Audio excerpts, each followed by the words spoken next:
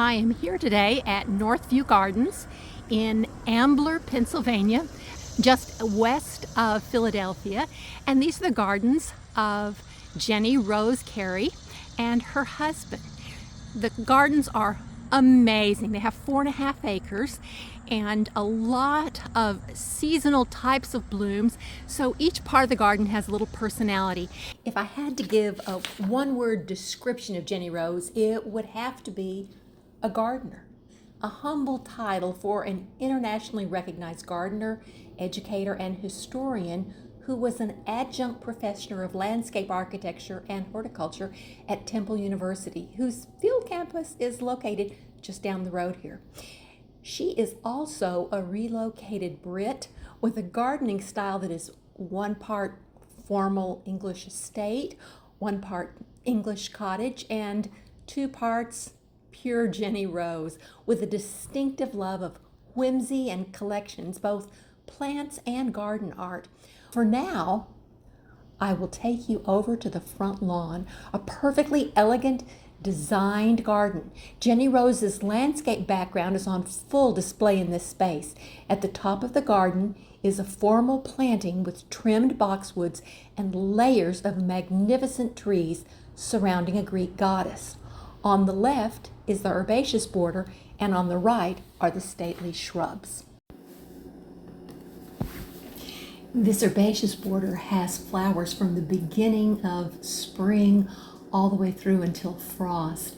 Right now, here in August, it is full of garden phlox. And they vary from, white all the way into deep pink. You can see a little bit of spent daisy back there. And there's always something blooming. In the spring, this garden has probably 15 or 20 varieties of daffodils that are blooming in succession for a couple of months. So you can see they also have different sizes. This one is small. This phlox has a small petal that makes it look kind of like a lilac to me, and here's the standard size. And back behind it are the asters, which will bloom in late August and September. And the phlox does a wonderful job of covering up the bare legs and also holding them up. There's some rose campion and a little verbascum.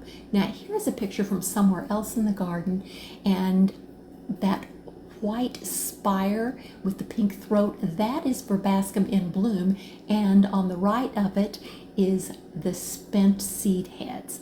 So here are the seed heads in that herbaceous border, and Jenny likes to leave them because of the vertical height that they provide. So you can imagine how beautiful they would have been before the phlox came into bloom. Just a beautiful, breathtaking garden, and the phlox covers the leaves of the daffodils when you have to leave them there, and it covers them up so you can leave them in place. There's the rose cottage, another part of the garden. Here's the formal end with our Greek goddess and our boxwood, and if you look carefully, you can see ferns poking out. They must have just incredible moisture here.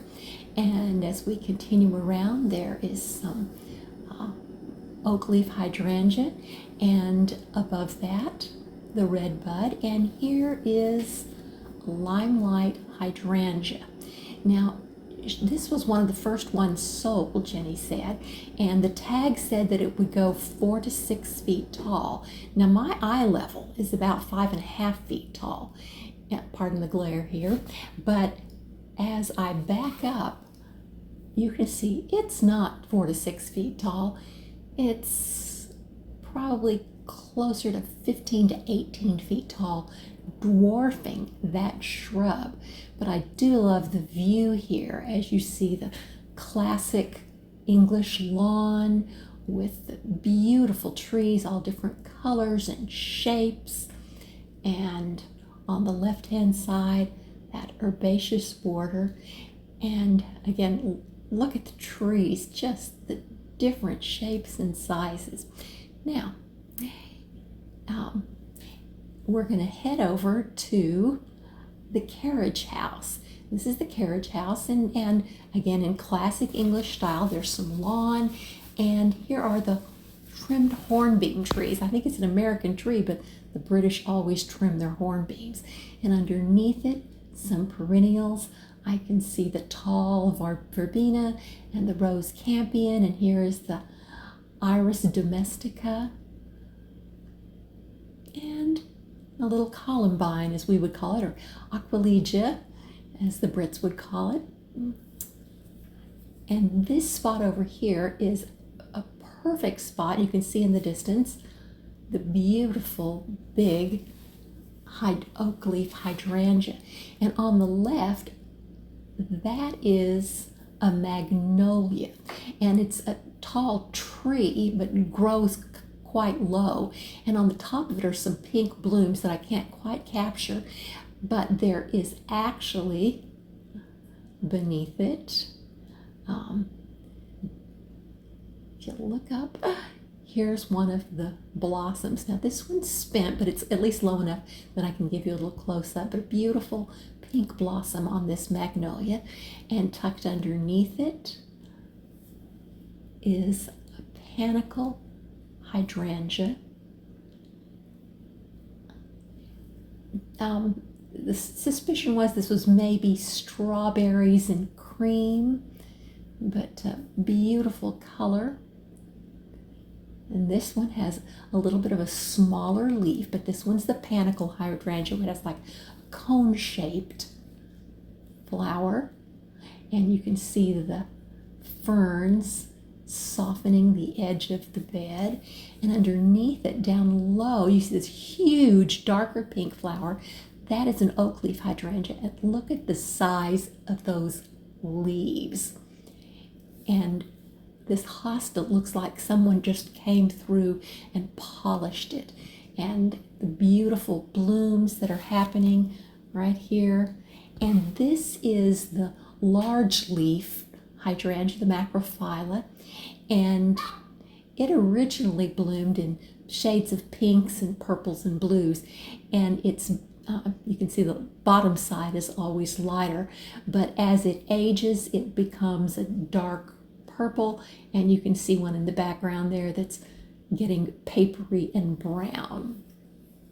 Now over here is the oak leaf hydrangea, and this side was probably the later side to bloom, but again, if you look back, you can see the huge leaves, small leaves on the front, huge leaves on the back. And it probably started blooming on the right side because they're beginning to look papery and brown on the right side. So here we are, back where we started, just so I can orient you. And we're going to turn and we're going to look towards where I was to begin with, which was that cutting garden. Pardon the glare. We'll get a little bit better here in a minute. There we are. Here in the cutting garden, there is a charming little structure with knee braces. Looks very country, English country. But it creates a nice entrance to the cutting garden, and it is covered with wisteria, which would probably be blooming, I'd say, early June. And down here is a chrysanthemum, which will probably be blooming late August, September, October, somewhere along in there. And here to the left of the gate is perennials. Now, all through this area, there are loads of peonies. So if you see something you don't know what it is, it's a peony. Here's some cleome. There is some more garden phlox. There is some agastache, also known as anise hyssop. And there's some gladiolas. Those don't seem to be blooming. And little feverfew charming addition to the garden. And again, lots and lots of peonies. That tall purple is the thalictrum, also known as meadow rue. Lots of peonies. And growing along the fence is a clematis. I don't remember the variety, but you can see the canes going out on either side. Those look like rose canes. And I think this garden had a lot of roses before. And I think Jenny Rose mentioned that she has had some problems with rose rosette too. And I wonder if this might be an area where they occurred. But this is so pretty with the purple of the thalictrum with the purple of the clematis and the purple of the anise hyssop,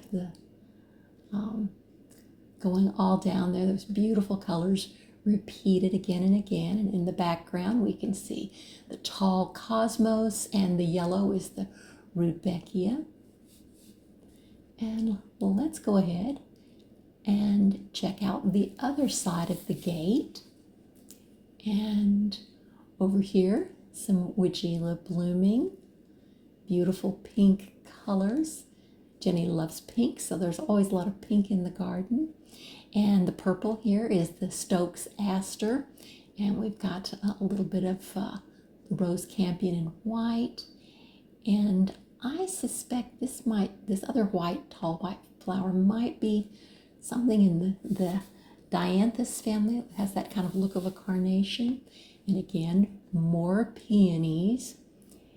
And if you look over here, this bush is Baptisia. You can see the seed pods on that.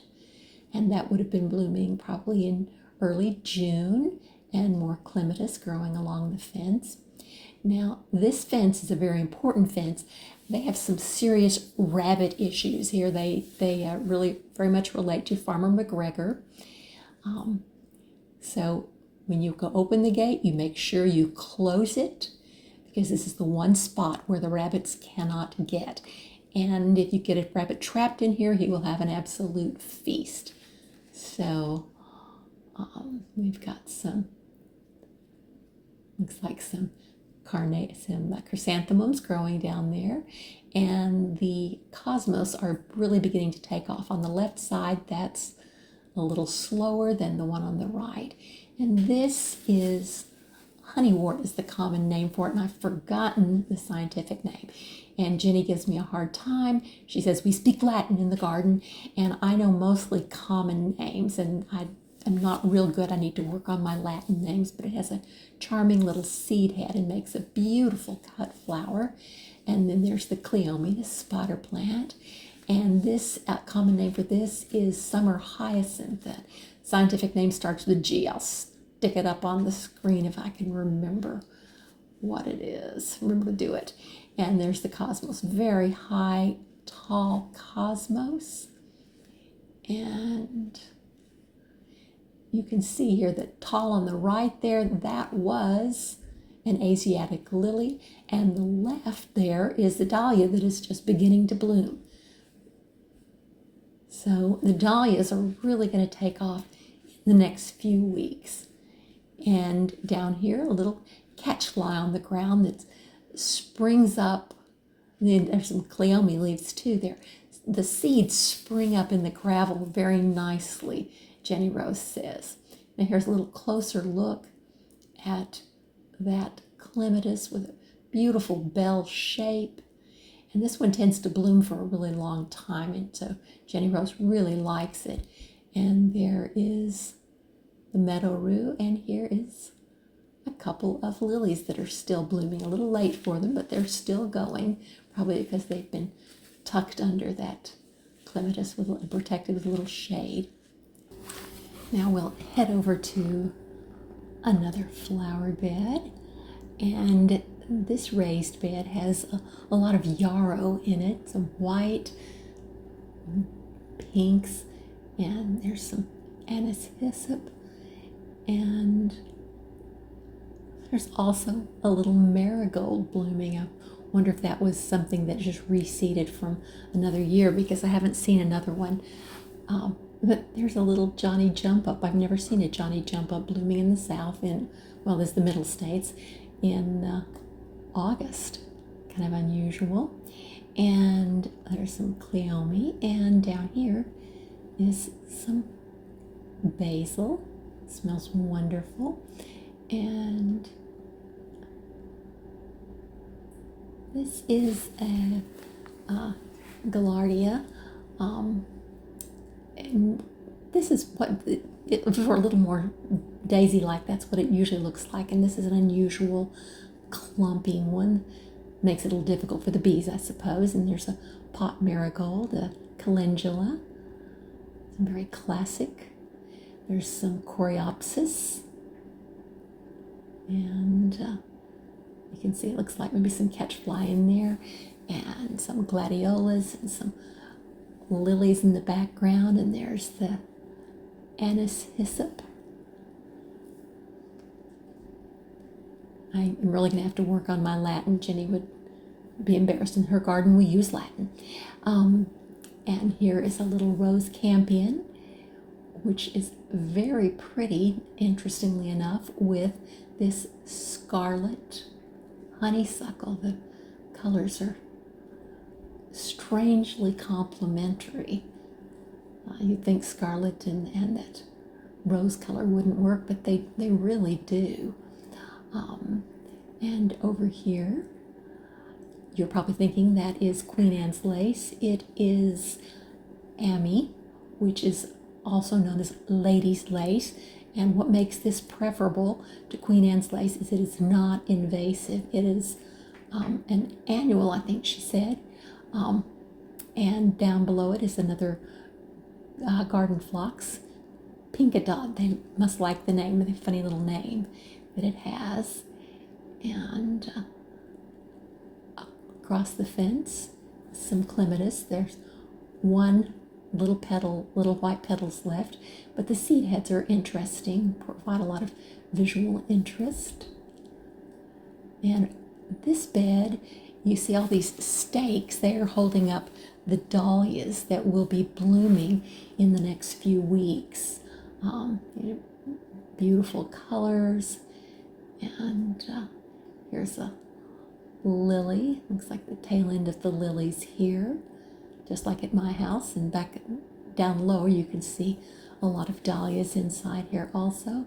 And another clematis. I have no idea what color that one is, but you can see the distinctive seed heads. And Ammi and some cosmos.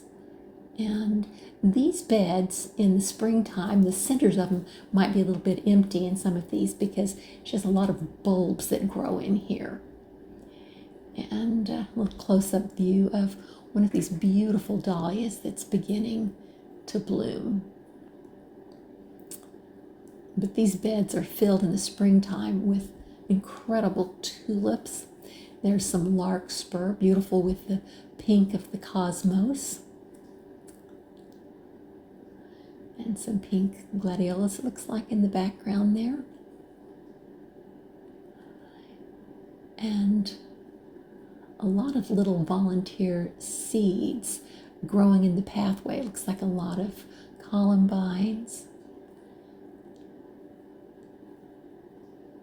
And of course we have to have a little rudbeckia. It's all over the garden here.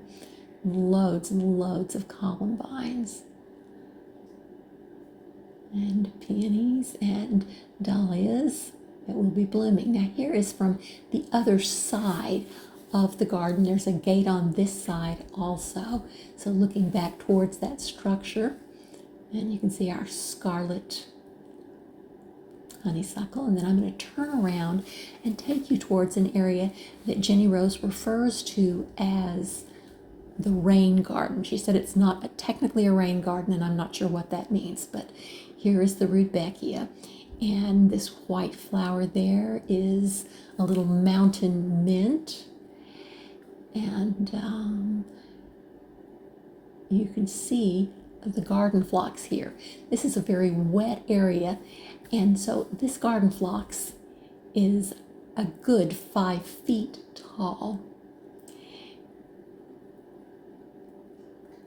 And this was designed to channel a lot of the runoff because there's a lot of rain in this area and it was flooding the neighbor's yard. So they built this retaining pool to hold the water. Here is some milkweed, and we've seen some monarch butterflies, and a little more rudbeckia, and a little more mountain mint. Incredible fragrance that has a memory associated with it for me, hiking in the woods. And this is the evening primrose. I get the time of day wrong. Evening primrose that is 9 feet tall if it's an inch, dwarfing the Joe Pye weed. And on this side, very same kinds of plants with the rudbeckia, the mountain mint, and milkweed. And over here, there's this little pathway. You can see this is what it looked like in the spring of 2000 when this was installed. You can see the pathways there, and it was very wet. And these berms were created and the perennials put in, and you can see the little statue all shows very clearly. The fence shows very clearly this is the corner of their lot. And all you have to do is take one look at what it looks like now. So here we are later in the summer. It's drier, and that's a little bit of that Joe Pye weed that is a good 6 feet tall being dwarfed. Now, as we get in a little closer to the pond, again, we can see these huge tall stands of rudbeckia. Yep, there's focusing. And that light purple is a purple monarda, bee balm. It's a common name. And around the water, planted directly in the water, are a bunch of irises. So I'm sure those were giving some wonderful blooms in probably May. Sweet little statue. And there's a little bit of red back in there, and that is lobelia, and I'll show you a little closer up. And on the right hand side looks to be some sweet spires, the common name for it. And again, I'll give you a little closer look at that too.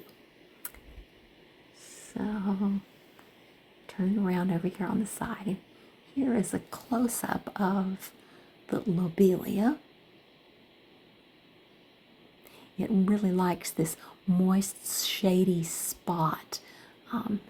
Really helps it to grow nice and strong. And this dark green leaf down there is turtlehead. I can't remember the scientific name. I'll put it on there if I can remember. But it's about to bloom. I expect it to bloom in a couple of weeks. Looks like there'll be a lot of it.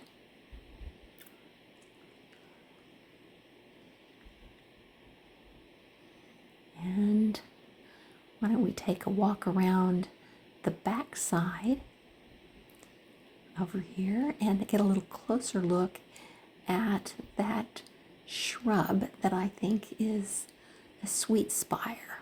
This is a white one. It looks like a clethra. Beautiful.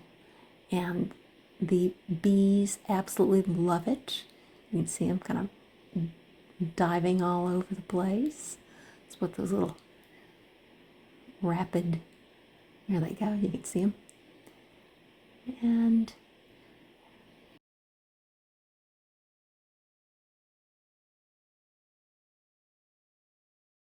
I have stepped up on the berm at the back of the pond. I'm looking back towards where we were originally standing. You can see the little statue there to give you the reference in the pathway in front. Now, here I am back at where we started with our cutting garden.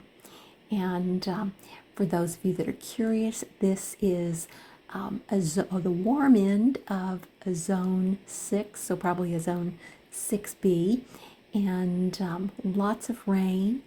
And it has been such a fun garden to explore. I certainly hope you enjoyed joining me.